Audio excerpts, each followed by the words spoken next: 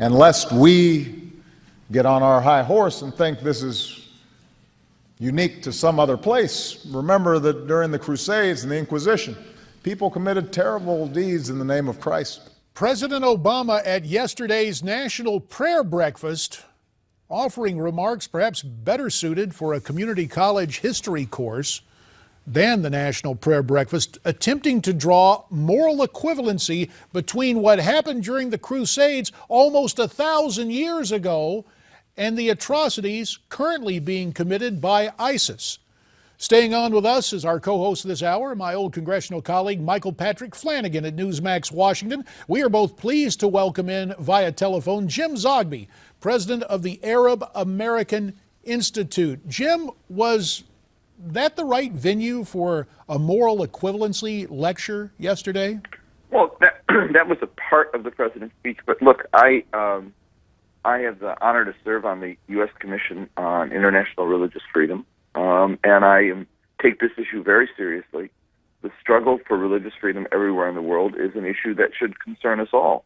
But we should approach it. The starting point, I believe, personally, is humility. And I think the president was right on target, as he said that when we do this, we're not doing this from a position of patronizing other societies as much as we are speaking from the experience of a culture and a civilization that has erred in the past, that continues to err in the present, and that understands its own flaws and understands the need to move forward. Look, he spoke at this time about the Inquisition, but he also talked about Jim Crow, something that Condoleezza Rice spoke about when she used to talk about human rights issues. She would begin at the starting point of humility and then move forward. I think it's a very convincing way to speak to an audience about change, is to start with your own faults and then move forward. I think it was a very important device. Well, Jim, I think that to talk about Christian excesses, even in Jim Crow, is still going into the past. And I don't think you can point to any Christian excesses today slaughtering people the way ISIS or other Islamofascists do.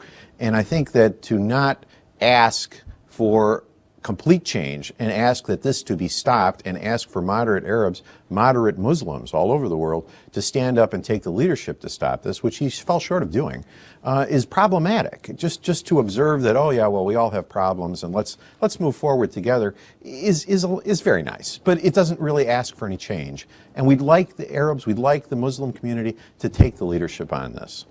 Oh, I think he's done that. I can't say that he hasn't asked the Arab world to take change. I mean, he didn't do anything in Iraq and Syria on this current thing until he had a coalition built.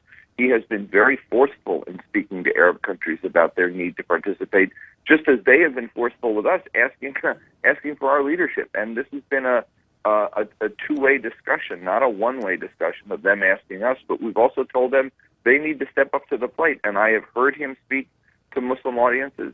He had a group of Muslim leaders at the White House just the day before the prayer breakfast, and he was very firm in his conversation with them about the need to develop a partnership here at home to make sure that we root out the problem of violent extremism here in America.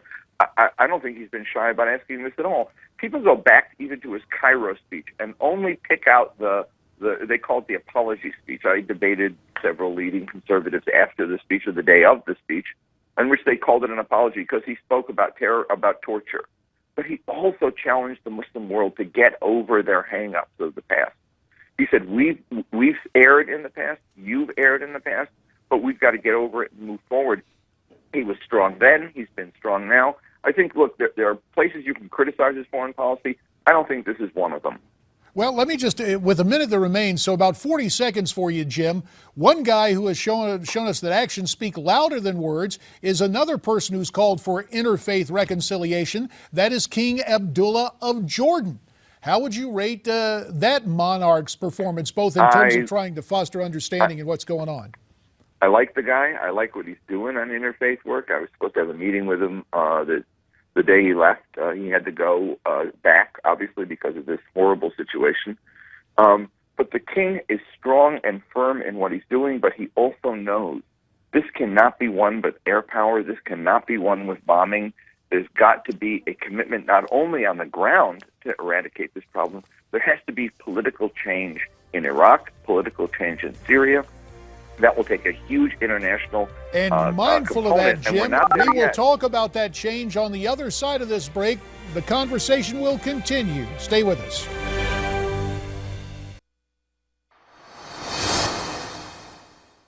We see this a lot. I mean, the 9/11 hijackers went to strip clubs the night before they got on the plane. But could I just interject? Look, it's not like people who are Muslim who do wacky things have a monopoly on it. We have hypocrites across faiths, Jewish, Christian, who say they're out for God and they end up doing You know what? nice things. Yeah. You know what? That's liberal bullshit right there. I mean, yes, There all are no faith Christian is hypocrites? No, there are. You made they're a career on that. They're not as dangerous. I mean, there's only one faith, for example, that kills you or wants to kill you if you draw a bad cartoon of the prophet. There's only one faith that kills you or wants to kill you if you renounce the faith. An ex-Muslim is a very dangerous thing. Talk to Salman Rushdie after the show.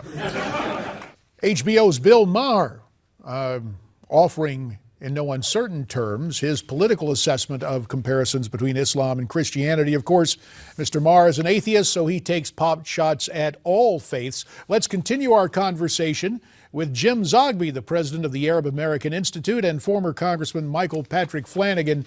Jim, we accept the premise that Bill Maher goes after all people of faith. In your mind, though, would moderate Muslims agree with what he had to say? At least part of it? This is an enormous concern, what's happening in a region that has been unsettled and where people have been socially, politically, and economically dislocated now for a century. As a result of that, you have this a trauma, a collective trauma that has produced this aberrant reaction. And the language of religion is what is being used as people act out their trauma.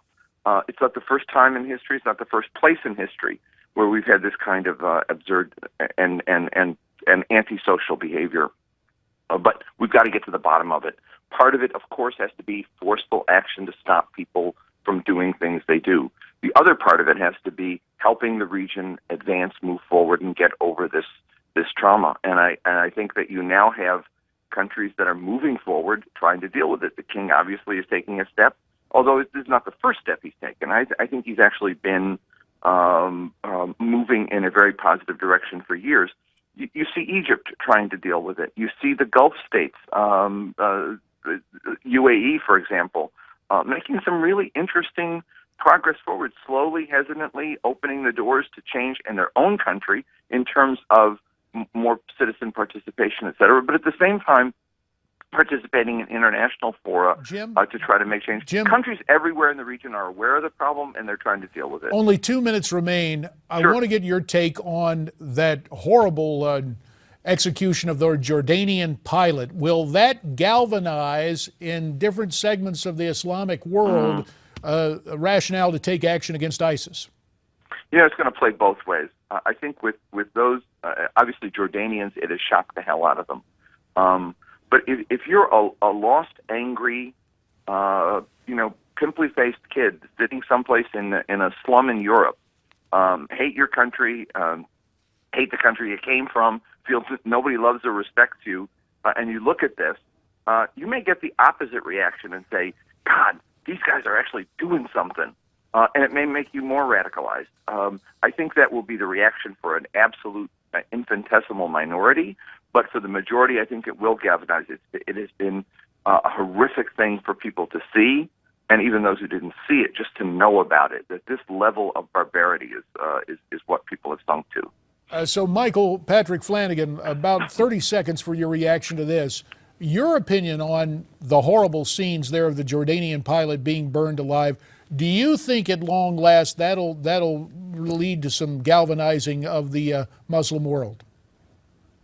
I think Jim is right. I think the Muslim world does want to see an end to ISIS. I just don't think they do enough to talk out loud about how ISIS is not Islam. And Islam continues to attract to ISIS because it is a representation of the religion.